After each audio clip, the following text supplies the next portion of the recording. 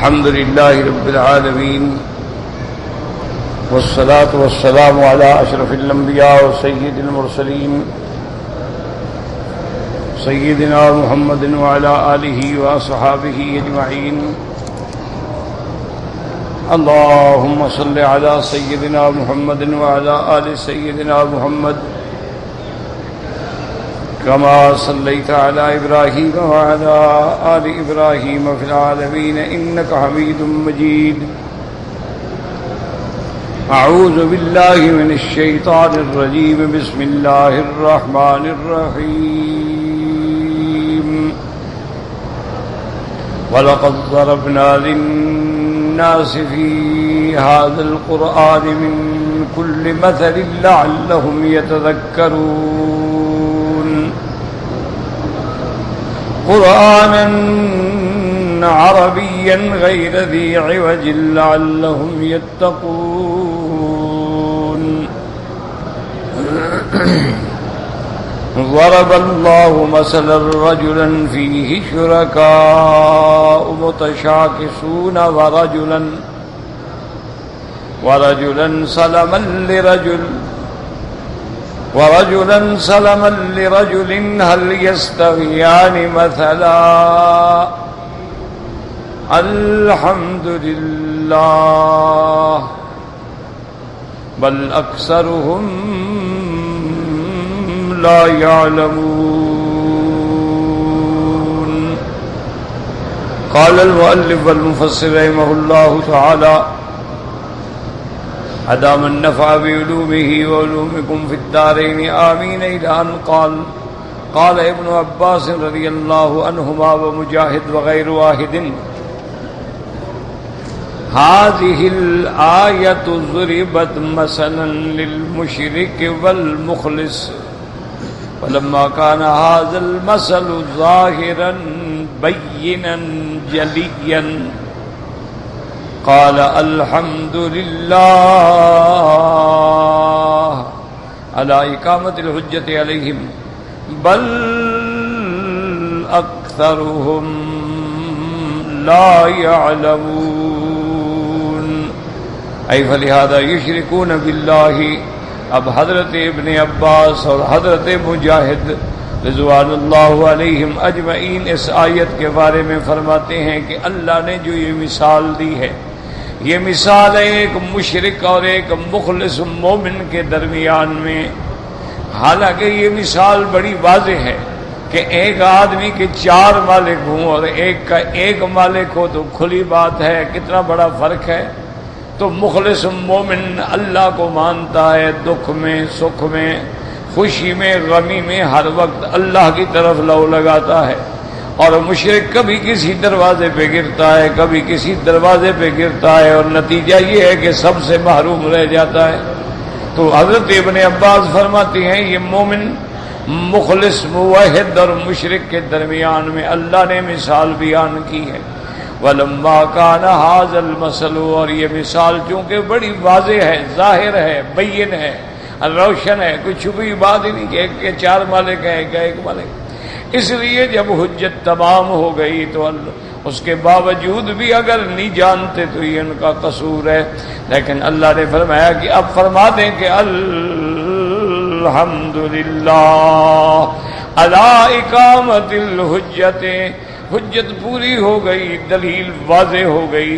بل اکثرهم لا يعلمون لیکن ان کی اکثریت جو ہے نہیں جانتے، اس لیے وہ اللہ کے ساتھ شریک بناتے ہیں.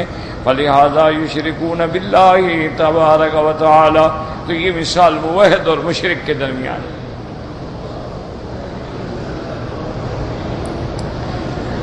وقوله تبارک و تعالی انک میت وانہم میتون.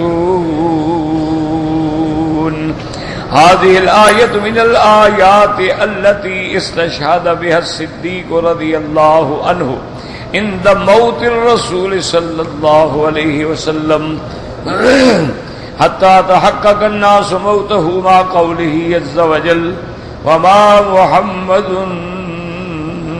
إلا رسول قد خلت من قبله الرسل أفإن مات أو قتل انقلبتم على أعقابكم ومن ينقلب على عقبيه فلن يضر الله شيئا وسيجزي الله الشاكرين. اب اس آیت میں اللہ نے ارشاد فرمایا کہ ہم نے دنیا میں دلائل کے ساتھ توحید کا مسئلہ ثابت کر دیا ہے، واضح کر دیا ہے، جس میں کوئی شبہ نہیں. اگر یہ مشرک پھر بھی نہیں مانتے تو میرے محبوب آپ غم نہ کریں، انک میت، آپ پہ بھی موت آنی ہے اور ان پہ بھی موت آنی ہے اور اللہ کی طرف لوٹنا ہے. پھر قیامت والے دن پتہ لگ جائے گا، واضح ہو جائے گا کہ مومن اور مشرک کا کیا فرق ہے. لیکن جو مسئلہ سمجھنے والا ہے وہ یہ سمجھے کہ یہ بات تو منصوص ہے، نص قطعی ہے، جس میں کوئی جھگڑا نہیں. یاد رکھیں کہ موت جو ہے وہ برحق ہے، ہر انسان پہ، ہر جاندار پہ، ہر ذی روح پہ موت نے آنا ہے. موت برحق، اس سے کسی کا انکار نہیں،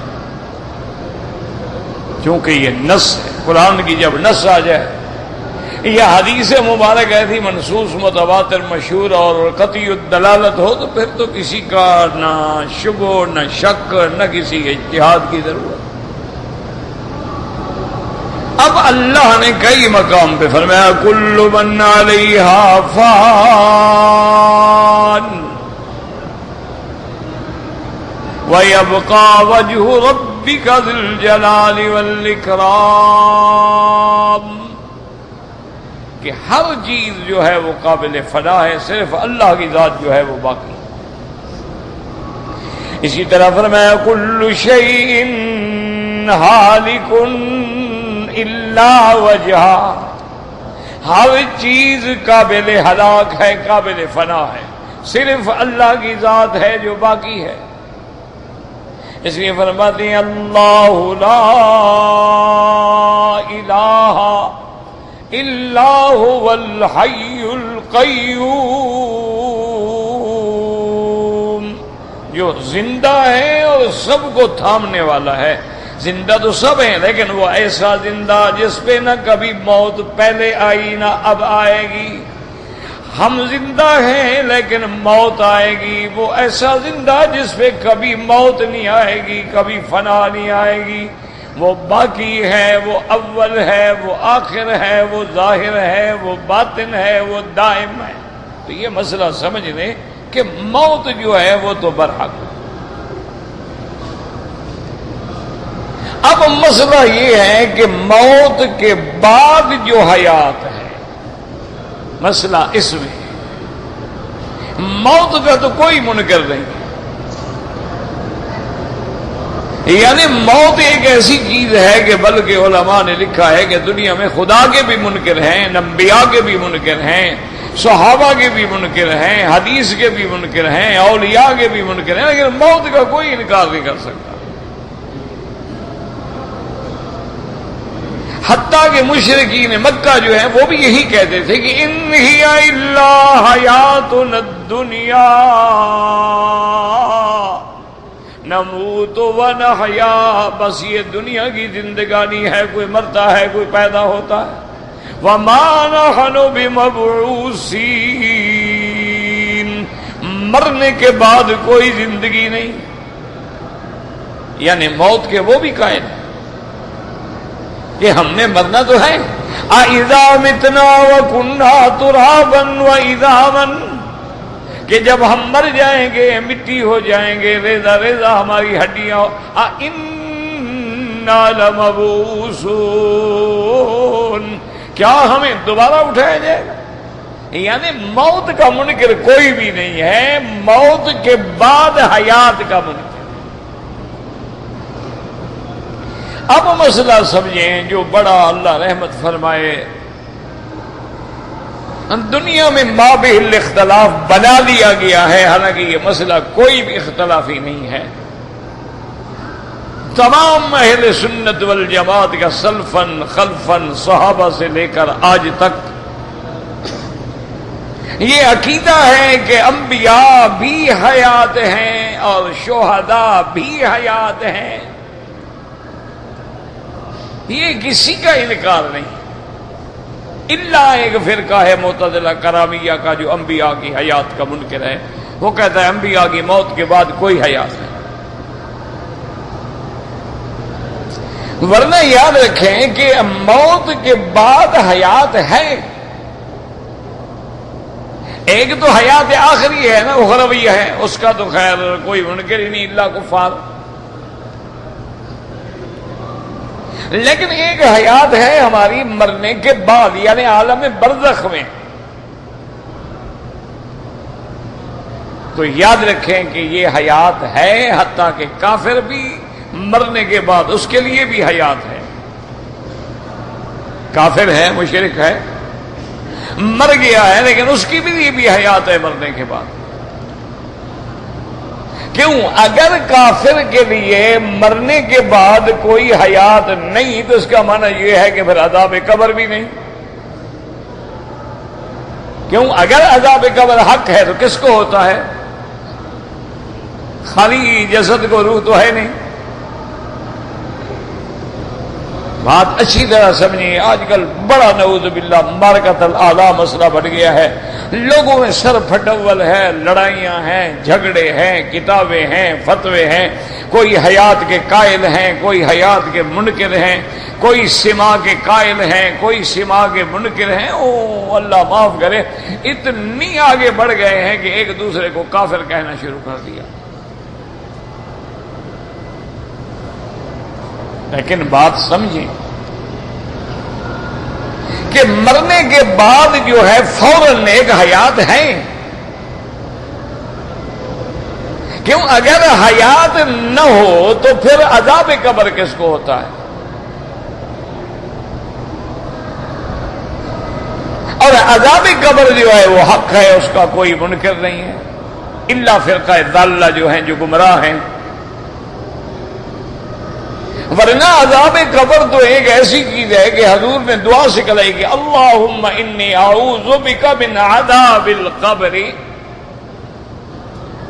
یا اللہ ہمیں عذاب قبر سے پناہ عطا فرما۔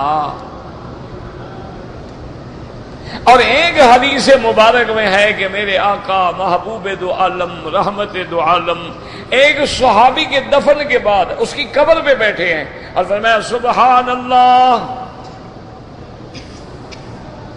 سبحان اللہ سبحان اللہ، 3 دفعہ فرمایا۔ صحابہ حیران ہو گئے۔ ہم نے صحابہ نے پوچھا یا رسول اللہ کیا بات ہے؟ فرمایا میں نے اس لیے حیران ہو کے کہا کہ میں نبی بھی قبر میں موجود ہوں اور قبر میں بھی میرا صحابی ہے، لیکن زغطۃ القبر، قبر کا زغطہ اس کو بھی آ گیا، تو اس لیے میں نے کہا سبحان اللہ، اللہ تیری پاک ذات ہے، تو جس کو چاہے پکڑ لے۔ تو اللہ نے میری تسبیح اور میرے دعا کہنے سے اس میں وہ زغطہ قبر جو تھا اس کو ہٹا دیا۔ تو اب حضور خود بیٹھے ہیں، خود فرما رہے ہیں۔ اسی طرح میرے آقا رحمت دو عالم صلی اللہ علیہ وسلم ایک جگہ سے گزر رہے تھے، وہاں 2 قبریں تھیں۔ آپ نے فرمایا آپ ٹھہر گئے اور آپ نے فرمایا انہما لیعذبان، ان 2 قبر والوں پر عذاب ہو رہا ہے۔ اور پھر حضور نے صحابی کو حکم دیا کہ سامنے کھجور سے ایک ٹہنی توڑ کے لے آؤ۔ وہ کھجور کی شاخ لے آیا، حضور نے اس کو 2 ٹکڑے کیا، ایک اس قبر پہ لگا دیا، ایک اس قبر پہ لگا دیا۔ فرمایا اس چیز کی تسبیح کہنے سے لعل اللہ ان یخفف بہما، اللہ ان کا عذاب کم کر دے۔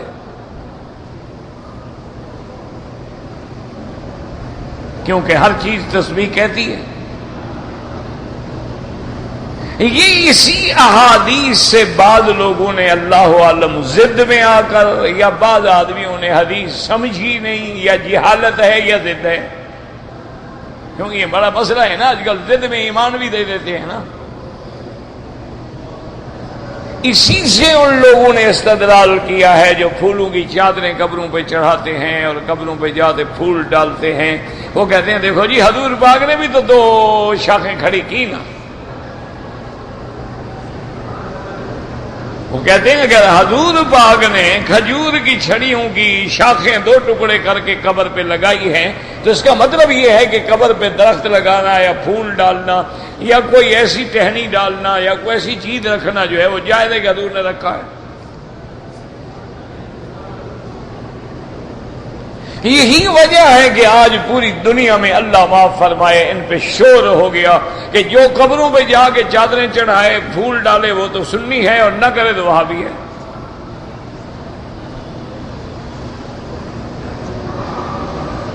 حالانکہ خدا کے لیے آپ کو اللہ نے اپنا کعبہ نصیب کیا ہے، کہہ دو الحمدللہ۔ اللہ نے حج نصیب کیا، کعبہ نصیب کیا، مدینہ پاک کی حاضری نصیب ہوگی، منی عرفات نصیب ہوگا، الحمدللہ۔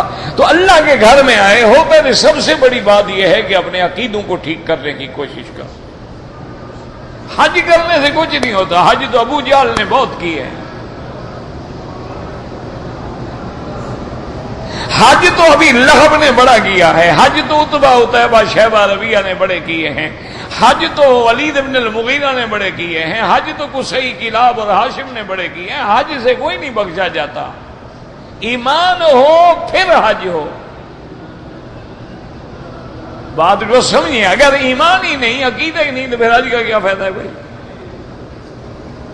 پھر تو دھیلے کا فائدہ نہیں، لاکھوں روپے بھی ضائع کیے اور گھر کے بدھو گھر کو لوٹائے، بس جیسے گئے تھے ویسے آ گئے، پھر تو کوئی فائدہ نہیں۔ اب سمجھے میرا عزیز کہ ہمارا ایمان ہے، یہ حدیث ہے، حضور نے فرمایا کہ ان قبروں پہ عذاب ہو رہا ہے۔ ہم نے یہ مسئلہ ثابت کرنا تھا کہ عذاب قبر جو ہے وہ بر حق ہے، کیونکہ اللہ کا نبی کبھی جھوٹ نہیں بول سکتے، نبی پاک جھوٹ سے معصوم ہوتے ہیں، پاک ہوتے ہیں، ان پر تو اللہ کی صداقت جو ہے اللہ کی گواہی ہے، نبی کے صادق ہونے پر تو اللہ گواہ ہے۔ فرمایا لقد صدق اللہ رسولہ الرؤیا بالحق، اور آگے جا کے فرماتے ہیں کفا باللہ شہیدا، میرا مدنی تیری صداقت پہ، تیری نبوت پہ، تیری رسالت پہ میری گواہی کافی ہے۔ کوئی نہیں مانتا نہ مانے۔ تو اب جب اللہ کے نبی فرماتے انہما لیعذبان وما يعذبان فی کبیر، حضور نے فرمایا ان دونوں پر کسی بڑی وجہ سے بھی عذاب نہیں ہو رہا۔ آپ نے فرمایا احدہما لا یستتر من البول، ایک جس پہ عذاب ہو رہا ہے یہ اپنے پیشاب کے قطروں کا لحاظ نہیں کرتا تھا، کپڑے پیشاب کے قطرے کپڑے پہ آ گئے، خیال نہ کیا، کپڑے کو پاک نہ کیا، کپڑے کو صاف نہ کیا، اور فرمایا والآخر، اور دوسرا جس کو عذاب ہو رہا ہے یمشی بالنمیمۃ، یہ غیبت کرتا تھا، لوگوں کی غیبت کرتا، لوگوں کے گلے کرتا، ادھر بیٹھتا اس کی سناتا، ادھر بیٹھتا اس کی سناتا تھا، ان 2 گناہوں کی وجہ سے عذاب ہو رہا ہے۔ وما يعذبان فی کبیر، علماء نے فرمایا یعنی یہ نہیں کہ یہ گناہ نہیں یا بڑے نہیں، بلکہ اگر کوشش کرے انسان تو پیشاب سے بھی بچ سکتا تھا، اگر کوشش کرے تو غیبت اور گلہ کرنے سے بھی بچ سکتا تھا، اور اگر کوشش کرے تو استغفار کر کے توبہ کر کے بھی اللہ سے معافی لے سکتا تھا، لیکن انہوں نے ان گناہوں کو کچھ سمجھا نہیں، اس لیے فرمایا وما يعذبان فی کبیر، ان کے عذاب تو ہو رہا ہے، لیکن ان لوگوں نے ان گناہوں کو کچھ نہیں سمجھا، معمولی سمجھا، بڑا سمجھا نہیں۔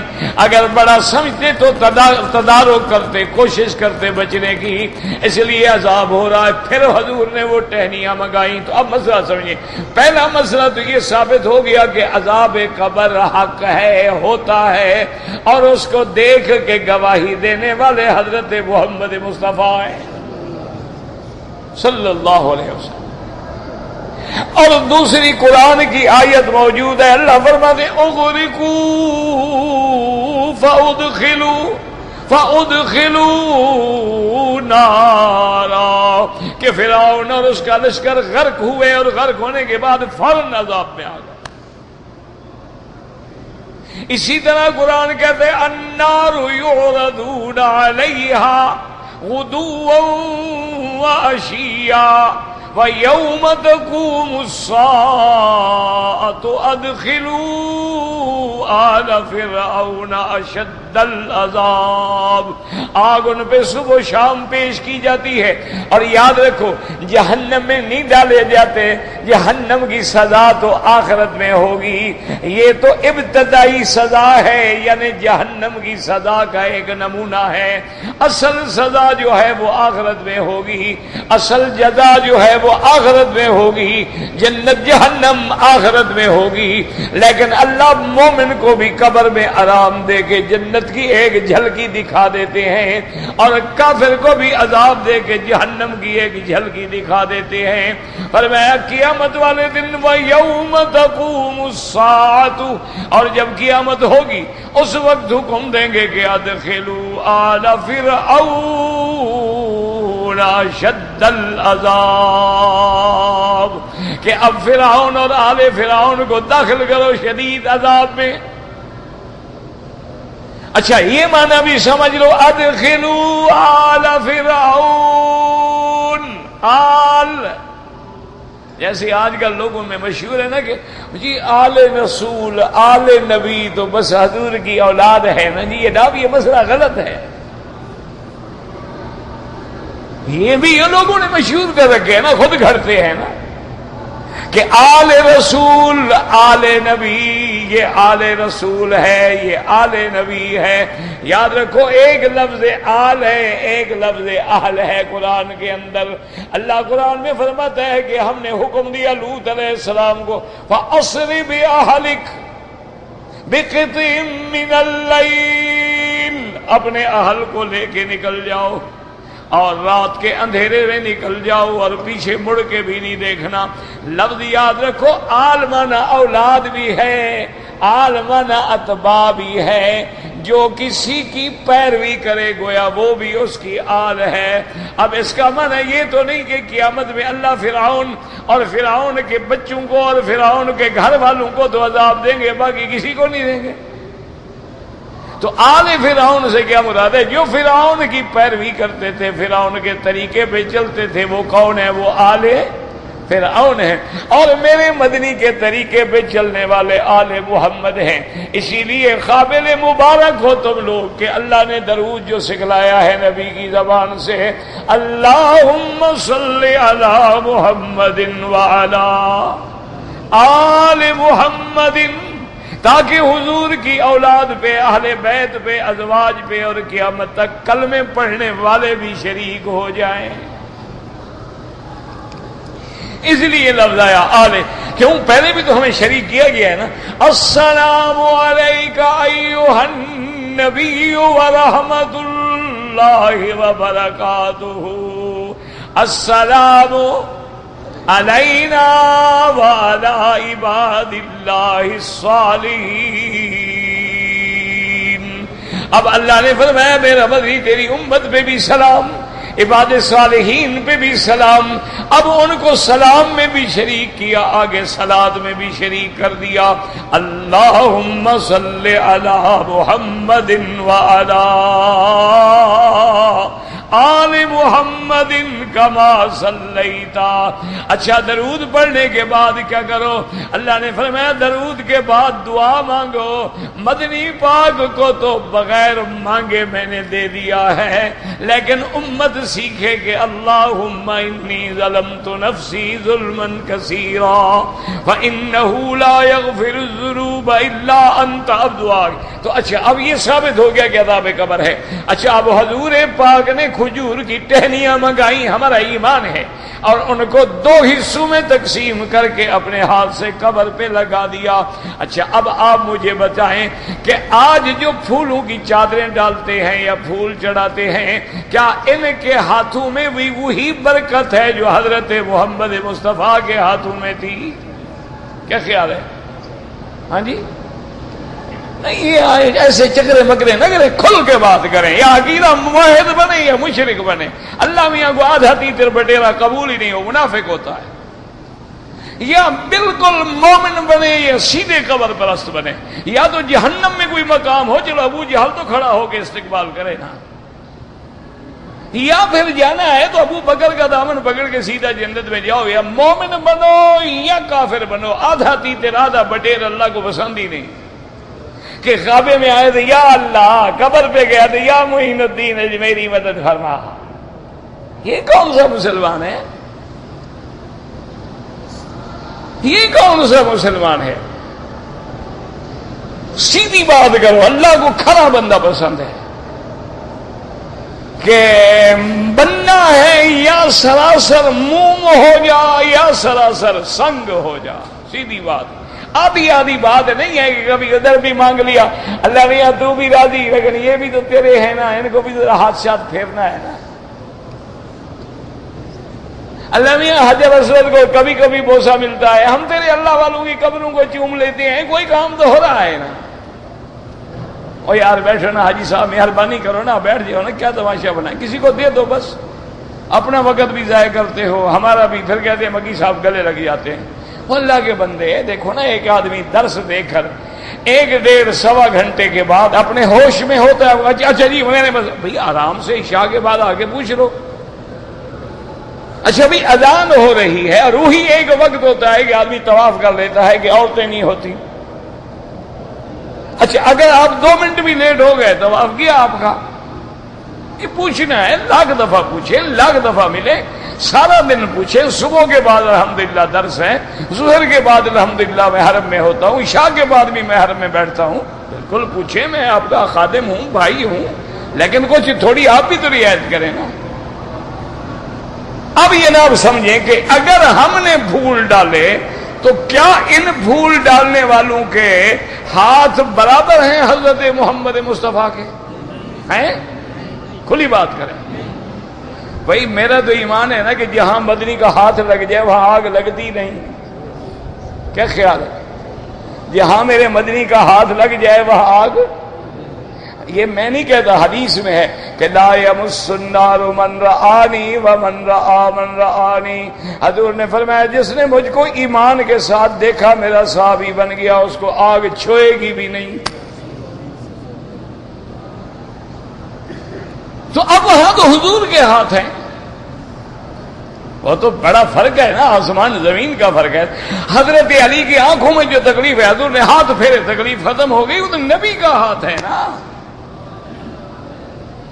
ایک دوسری بات یہ ہے کہ حضور ہر قبر پہ جا کے شاخیں لگاتے تھے یا صرف ان 2 قبروں پہ لگائی؟ ہاں جی، جنت البقیع میں جتنے صحابہ کی قبریں تھیں، حضور کی بیٹیوں کی قبریں تھیں، حضور کی بیویوں کی قبریں تھیں، اور صحابہ کی قبریں تھیں. شہداء احد میں سیدنا حمزہ کی مزار تھی، وہاں بھی کبھی حضور نے لکڑیاں لگائیں یا پھول ڈالے؟ اچھا یہاں کیوں ڈالے؟ کیا فرمایا؟ انہما، کہ ان پہ عذاب ہو رہا ہے. تو تم جب پھول ڈالتے ہو تمہیں بھی پتا ہے کہ عذاب ہو رہا ہے پیر صاحب کو. کیا خیال ہے؟ تم بھی اسی لیے ڈالتے ہو کہ سائیں کو عذاب ہو رہا ہے، چھٹکارا ہو جائے. عقل کرو، خدا کے لیے اللہ کے دین کو نہ بدلو. اللہ کو جان دینی ہے. قبر میں بھی جاؤ گے، حشر میں بھی جاؤ گے، وہاں تو مولوی مکی بدنی کی دال نہیں گلے گی. وہاں تو تم سے ٹھیک ٹھیک پوچھا جائے گا کہ کیا تمہارے پاس قرآن نہیں آیا؟ کیا تمہارے پاس محمد مصطفیٰ کا فرمان نہیں آیا؟ کیا تمہارے پاس علماء حقہ کی آواز نہیں آئی؟ کیا تمہیں دین کی دعوت دینے والے در در پہ پھر پھر کے، تیرے گلیوں میں پھر پھر کے انہوں نے تمہیں کلمہ نہیں پڑھایا؟ تو سیدھی بات کرو، سمجھو۔ اب مسئلہ سمجھو کہ عذاب قبر حق ہے۔ جب عذاب قبر حق ہے تو اس کا مطلب ہے کہ حیات ہے۔ اگر حیات نہ ہو عذاب کس کو ہوتا ہے؟ دیکھو نا جی، اگر کسی آدمی کی انگلی کاٹ دو پھر اس کو مارتے رہو، کٹنے کے بعد بھی اس کو کوئی عذاب ہوگا؟ کٹ گئی، ختم، مر گئی۔ اسی لیے آپ دیکھتے ہیں نا کہ کبھی کبھی آدمی کا پاؤں سن ہو جاتا ہے، یا اللہ نہ کرے فالج گر جاتا ہے، ہاتھ پاؤں بیکار، اب ان کو سوئی بھی مارے تو پتہ نہیں لگتا۔ آپ کہتے ہیں کہ بے جان ہو گیا ہے، تو جب بے جان ہو تو تکلیف ہوتی نہیں، تو اگر وہاں جان ہی نہیں تو پھر تکلیف کا کیا بنا؟ اس لیے مسئلہ سمجھیں کہ مرنے کے بعد عالم برزخ میں بھی حیات ہے، حیات کافر کی بھی ہے، حیات مومن کی بھی ہے، لیکن سب سے اعلیٰ حیات انبیاء کی ہے۔ انبیاء کے بعد حیات شہداء کی ہے، شہداء کے بعد حیات عام مسلمانوں کی ہے، اور ان کے بعد جو آخری درجہ ہے وہ کافروں کا ہے۔ حیات تو سب کو ہے۔ بات کو سمجھیں، اچھی طرح دماغ میں بٹھا دیں۔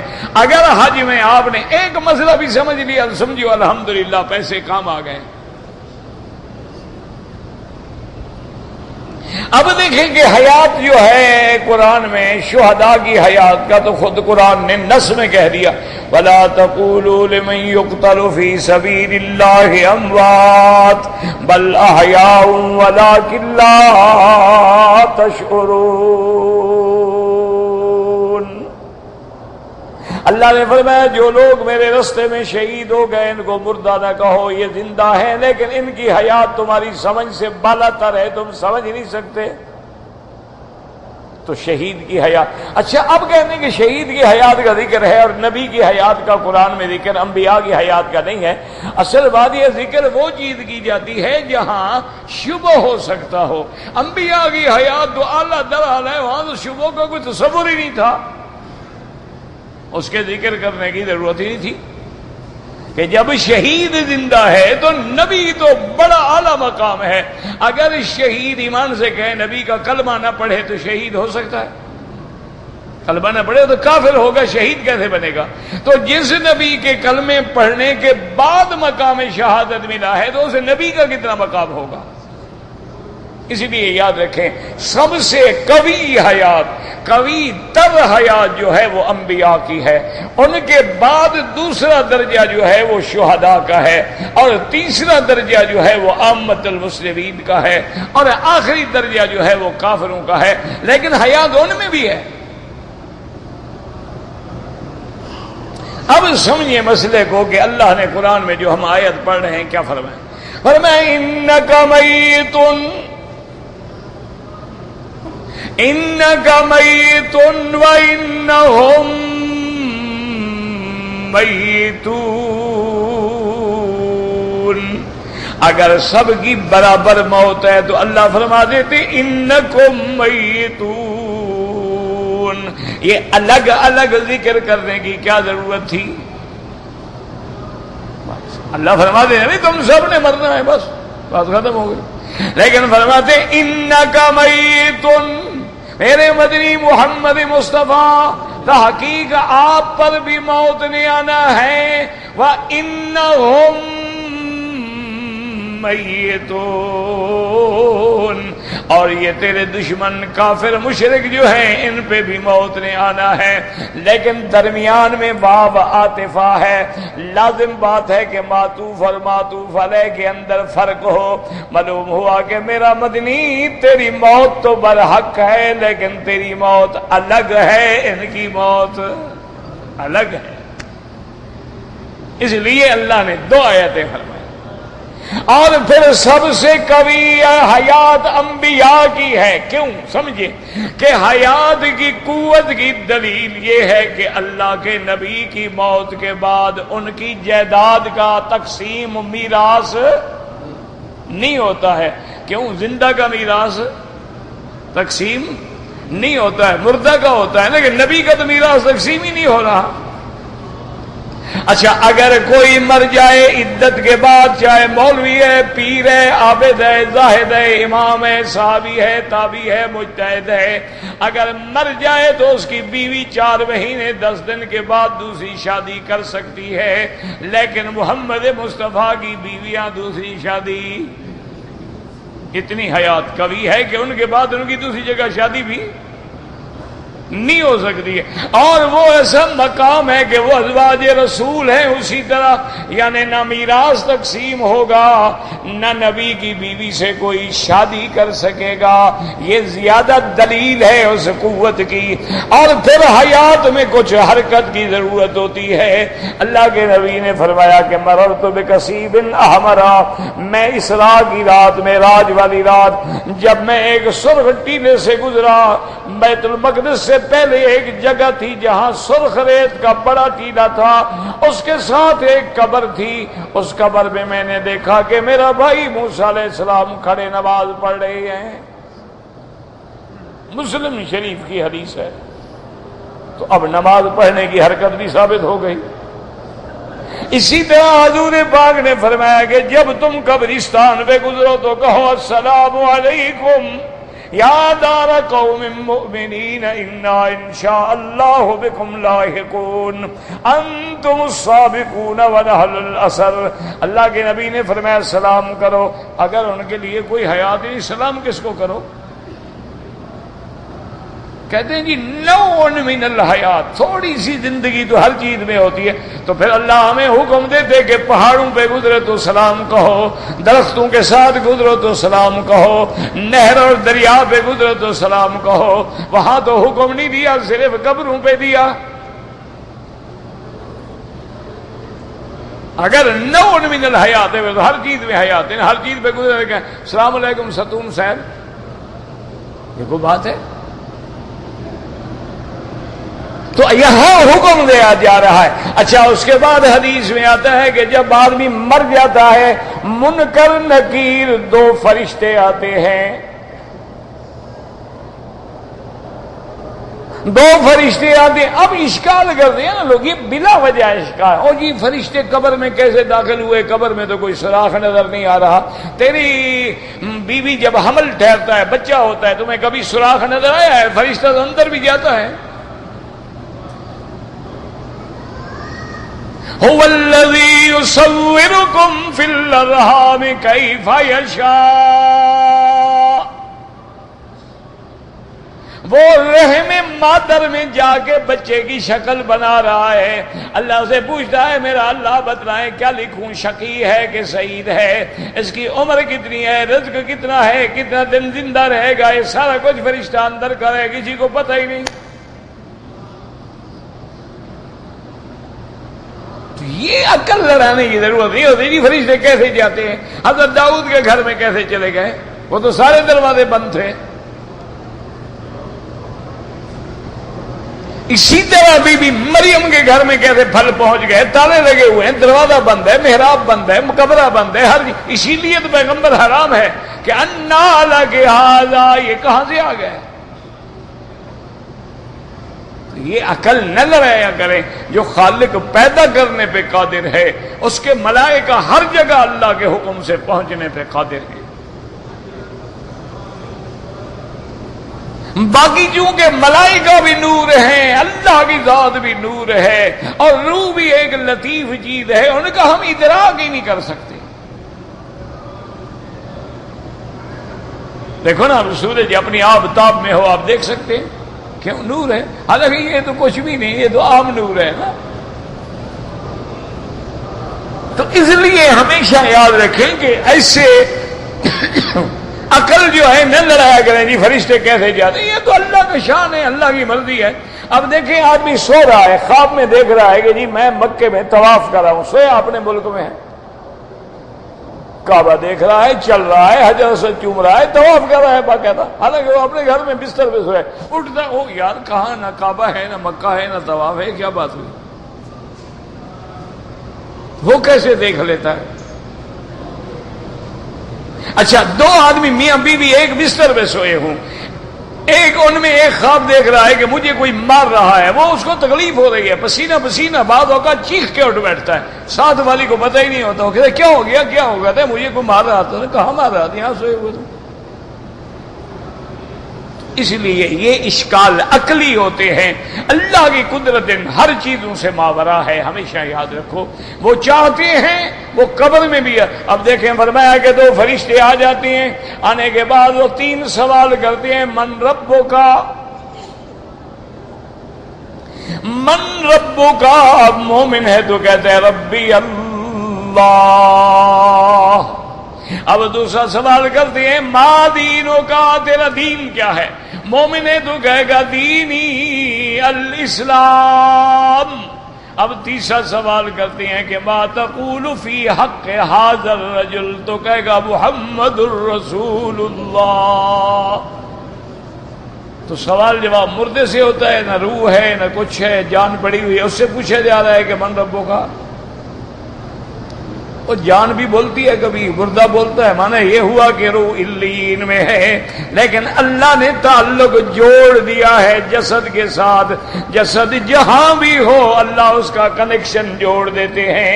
تیرے بندے ٹیلی فون کا کنیکشن سیٹلائٹ سے جوڑ دیتے ہیں، ان بندوں کے بنانے والا تیرے روح کا کنیکشن نہیں جوڑ سکتا۔ اب دیکھو نا موبائل ہے، چھوٹا سا موبائل ہے، پنچ کرتے ہو، جو نمبر پنچ کرو اسی کو لگتا ہے، دوسرے کو تو ڈسٹرب نہیں کرتا نا۔ تو اللہ بھی جہاں حکم دیتے ہیں وہاں روح لگ جاتی ہے بس۔ اب کافر سے پوچھیں گے من ربک، تیرا رب کون ہے؟ فیقول ہاں لا ادری، ہائے پتہ نہیں۔ کیوں کیا پتہ ہے بیچارہ؟ کبھی ادھر سجدہ کبھی ادھر سجدہ، کبھی درخت پہ سجدہ کبھی سورج پہ سجدہ، کبھی آگ پہ سجدہ کبھی قبر پہ سجدہ، کس کس کا نام لے؟ اسی کہے گا ہاں لا پتہ ہی نہیں۔ ما دینوں کا کہے گا ہاں لا پتہ ہی نہیں۔ ما تقول فی حق ھذا الرجل، کہے گا ہاں لا ادری، مجھے پتہ نہیں۔ تو اب سوال جواب ہوتا ہے تو یقین کرو، مانا کیا ہوا کہ حیات برحق ہے، لیکن وہ عالم برزخ ہے، اس کے احکام الگ ہیں، عالم دنیا کے احکام الگ ہیں، عالم آخرت کے احکام الگ ہیں، آسمانوں پہ احکام الگ ہیں، زمینوں پہ احکام الگ ہیں۔ ان کو جب خلط ملط کرو گے تو عقیدہ برباد ہو جائے گا۔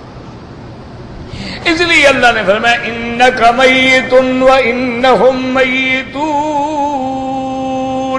اب مفسر فرماتا ہے کہ یہی وہ آیت ہے جس سے حضرت ابو بکر رضی اللہ تعالی عنہ نے حضور کی وفات کے بعد دلیل پکڑی تھی، اور آپ منبر پہ آ کے اعلان کیا کہ حضور پہ موت آ گئی ہے۔ اور دوسری آیت وما محمد الا رسول قد خلت من قبلہ الرسل افإن مات أو قتل انقلبتم على أعقابكم۔ اللہ نے فرمایا نہیں محمد مصطفیٰ مگر اللہ کے رسول، آپ سے پہلے بھی رسول گزرے ہیں، ان پہ بھی موت آئی ہے، آپ پہ بھی موت آئے گی۔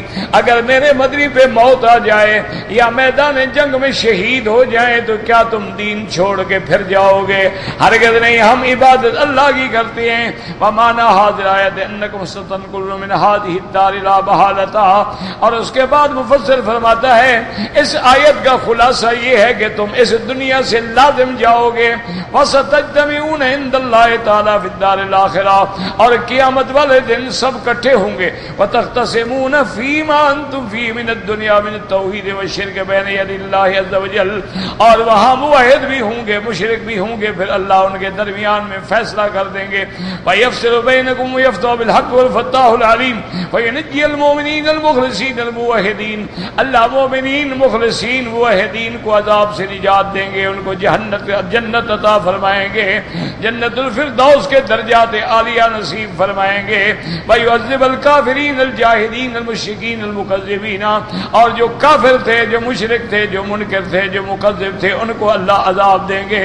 ثم ان هذه الآية كان سياقها بالمؤمنين الكافرين فذكر الخصومة بينهم في الدار الآخرة فإنها شاملة لكل متنازعين في الدنيا فإنه تعاد لهم الخصومة في الدار الآخرة۔ اب مفسر فرماتا ہے کہ یہاں پر ذکر جو ہے آیت میں مومنین کافرین کا ہے، لیکن قیامت میں ہر دو جھگڑے والوں کے درمیان جو جھگڑا ہوگا اللہ سب کا فیصلہ فرمائیں گے۔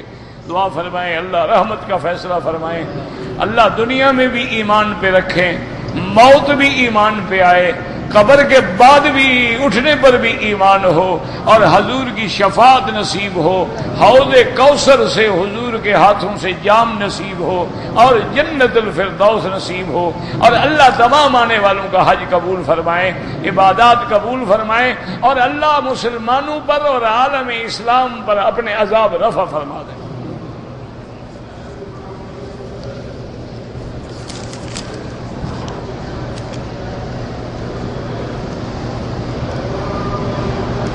کہتے ہیں کہ جی لوگ آتے ہیں اور اگر کہیں کہ اللہ اس حرم کا واسطہ، اگر یہ دعا ہوتی تو اللہ کا نبی نہ کہتا؟ نہیں، تم تو واسطے، اصل میں مسلمان شارٹ کٹ کا عادی ہو گیا، وہ کہتا میں کام کو ہی نہ کوئی یہ واسطہ وسیلہ کر دے جان چھوڑے، بس میں کروں گا نا، میں ان پہ ایک دمبا بڑا لے کے ذبح کر کے صدقہ کر دوں گا، باقی پیر عذاب اٹھائے۔ اللہ کے بندے، اللہ کے نبی نے حرم میں کیا دعا مانگی ہے؟ ربنا آتنا،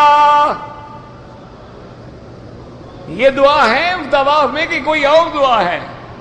اس میں اللہ کے نبی نے کہا کہ یا اللہ تیرے کعبے کا واسطہ، تجھے آدم کا واسطہ، تجھے نوح کا واسطہ، تجھے 1,24,000 پیغمبر کا واسطہ، تجھے میرے حسن حسین کا واسطہ، اہل بیت کا واسطہ کوئی ہے؟ تو یہ مسئلے پہ تم خود کیوں گھڑتے ہو اپنی طرف سے؟ اللہ کے نبی نے دعا مانگی ہے، وہ قرآن میں بھی موجود ہے، فرمان رسول میں بھی موجود ہے، اور امت کو سکھایا ہے کہ دعا کیا مانگنی ہے۔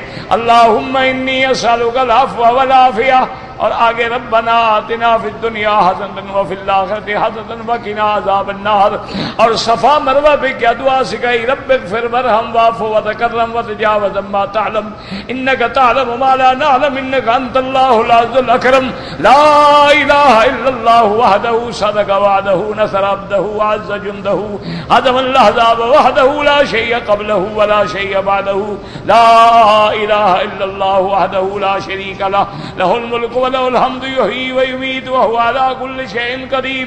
سارا قرآن دعاؤں سے بھرا ہے۔ ربنا ظلمنا انفسنا رب انی مغلوب فانتصر رب انی مسنی الضر وانت ارحم الراحمین ربنا هب لنا من ازواجنا وذرياتنا ربنا لا تؤاخذنا ان نسینا ربنا اننا سمعنا منادیا ینادی للایمان۔ کسی ایک دعا میں بھی اللہ تجھے نبی کا واسطہ، پیر کا واسطہ، پنجتن پاک کا واسطہ، پیران پیر کا واسطہ، معین الدین نظام الدین کا واسطہ کوئی ہے؟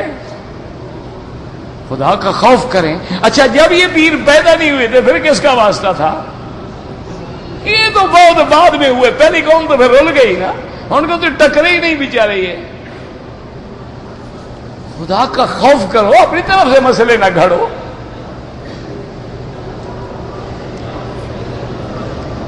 کسی کا وسیع سیدھا اللہ سے دعا مانگے۔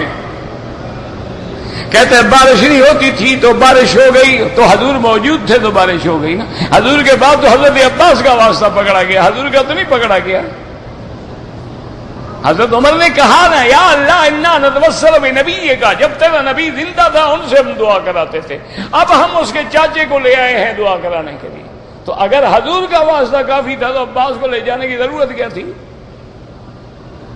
یہ تو الٹا تمہارے خلاف دلیل ہے، تمہارے حق میں دلیل تھوڑی ہے۔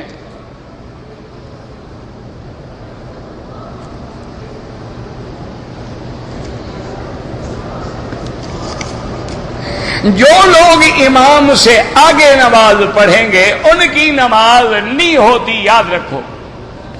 امام سے آگے ہونے والے مقتدی کی نماز نہیں ہوتی، مسئلہ سمجھ لیں، لیکن سمجھو یہ کعبہ شریف ہے، ادھر امام ہے، ادھر اگر تم آگے ہو، ادھر آگے ہو، ادھر آگے ہو تو یہ آگے شمار نہیں ہوگا، اس طرف میں آگے نہ ہوں جہاں امام کھڑا ہے۔ سمجھ آ گئی بات؟ باقی 3 طرف میں آپ آگے ہیں، وہ آپ آگے نہیں ہیں، وہ تو کعبے کی طرف اور ہے، یہ کعبے کی طرف اور ہے، یہ کعبے کی طرف اور ہے، جس طرف میں امام کھڑا ہے وہاں آگے نہ ہوں۔ اسی لیے دیکھا نہیں پولیس والے بیچارے ہٹاتے ہیں، اب حاجی نہ ہٹے تو کیا کریں، ڈنڈے ماریں، کہیں گے دیکھا جی وہاں بھی حاجیوں کو مارتے ہیں، وہ ہٹا کے مر گئے بیچارے۔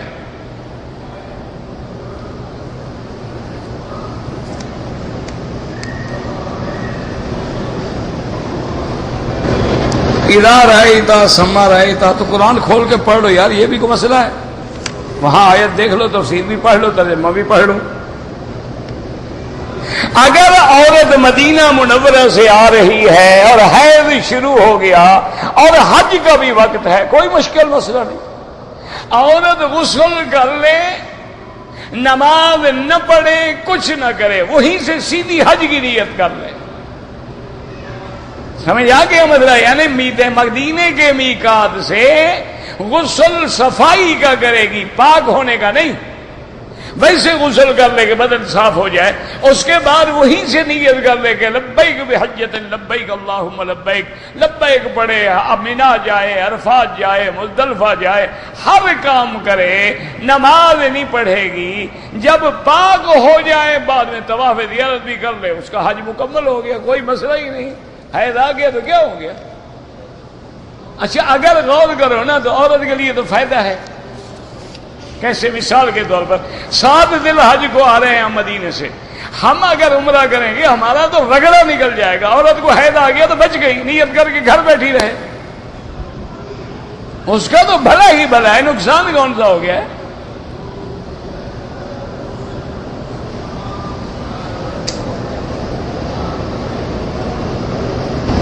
میں نے رمضان اور شوال سے یہاں میں مقیم ہوں، تو اب آپ اپنے گھر سے احرام باندھیں گے، مسجد عائشہ سے احرام نہیں باندھیں گے، اور آپ کا حج افراد ہوگا۔ حج افراد والے کے لیے حج کی بکری واجب نہیں ہوتی، رکھنا چاہو رکھ لو۔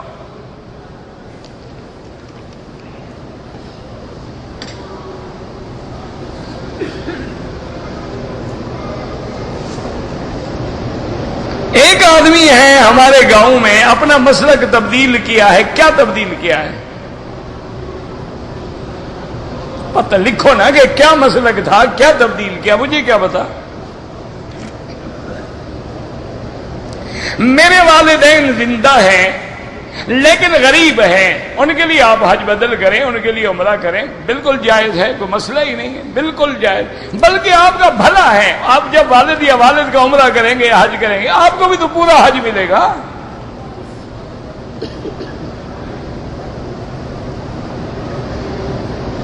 اگر میں انڈیا سے آیا ہوں حج تمتع کے لیے، اب آپ نے عمرہ کر لیا ہے، آپ کا تمتع تو ہو گیا، اب آپ مدینہ جائیں گے پھر عمرہ کریں گے، پھر اور کسی کے لیے عمرہ کرنا چاہتے ہیں کر لیں، لیکن افضل یہ ہے کہ مکے میں رہتے ہوئے طواف زیادہ کریں عمرہ کرنے سے۔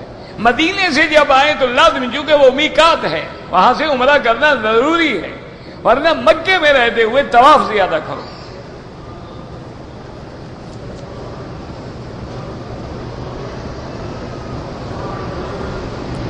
میں نے پہلے اپنا حج کر لیا ہے، اب دادی کا حج کرنا چاہتا ہوں، بالکل کریں، ضرور کریں۔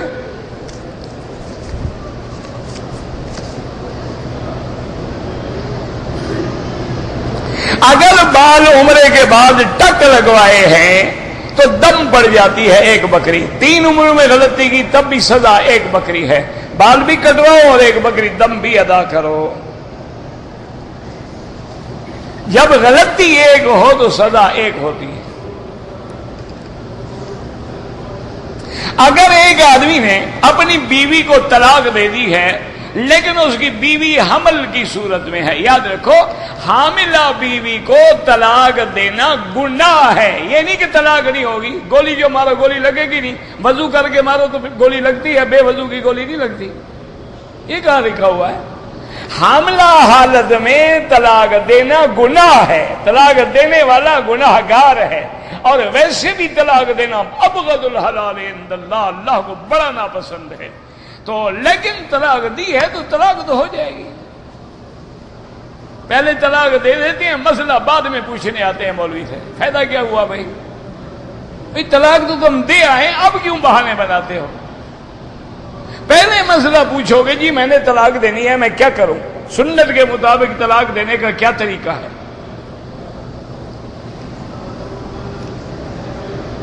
یا رسول اللہ کا جو نعرہ لگاتے ہیں شرک ہے، کیونکہ یا حرف ندا ہے، اور ندا صرف اللہ کی ذات کے لیے ہوتی ہے۔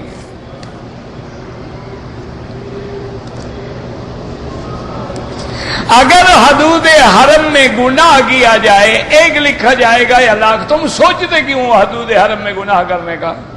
مسئلے پوچھنے کی تمہیں ضرورت آ گئی، گناہ کرنا ہے؟ لکھا تو ایک جائے گا، لیکن برباد کرنے کے لیے ایک ہی کافی ہے۔ چوری عام بندے کی کرو یا بادشاہ کے گھر سے کرو، پھر خود فیصلہ کر لو۔ اگر میں نے عصر کے بعد مکروہ اوقات میں 2-3 طواف کٹھے کر لیے ہیں، مغرب کے بعد سب کی 2 رکعت پڑھ لے، کوئی مسئلہ نہیں۔ یار اتنا لمبا سوال لکھو تو میں کیا کروں؟ میں اگر مکے میں ٹھہرا ہوا ہوں، عمرے کے لیے احرام باندھنا ہو مسجد عائشہ سے یا جیرانہ سے، اگر دوران طواف یا دوران صفا نماز کھڑی ہو جائے، نماز میں مل جاؤ، سلام پھیر کے پھر شروع کر دو۔ میں نے غلطی سے حالت احرام میں خوشبو والے صابن سے ہاتھ دھو ڈالے، 1 ریال خیرات کر دو، چونکہ دھو ڈالا نا تم نے، اسی وقت لگا کے رکھا تو نہیں ہے۔ میں نے بال کھجایا تو کوئی بال گر گیا، کچھ نہیں ہوتا۔ میں نے طواف کیا تھا اوقات کراہت کی وجہ سے 2 رکعت بعد میں پڑھ لو بس۔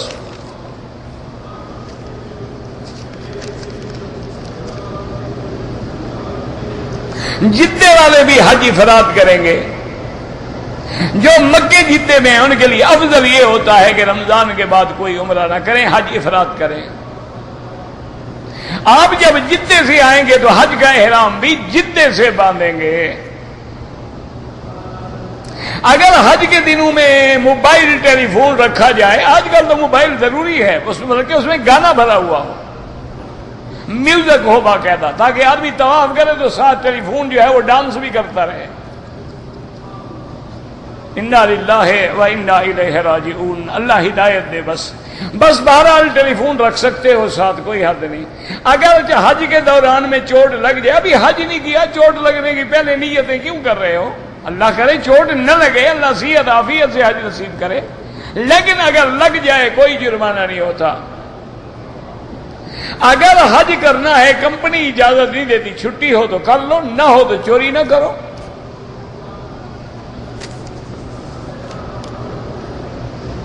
اگر ہم نفلی عمرہ کرنا چاہیں مسجد عائشہ سے، امام ابو حنیفہ اور امام شافعی رحمۃ اللہ علیہ کے نزدیک جائز ہے۔ ربنا تقبل منا انك انت السميع العليم وتب علينا انك انت التواب الرحيم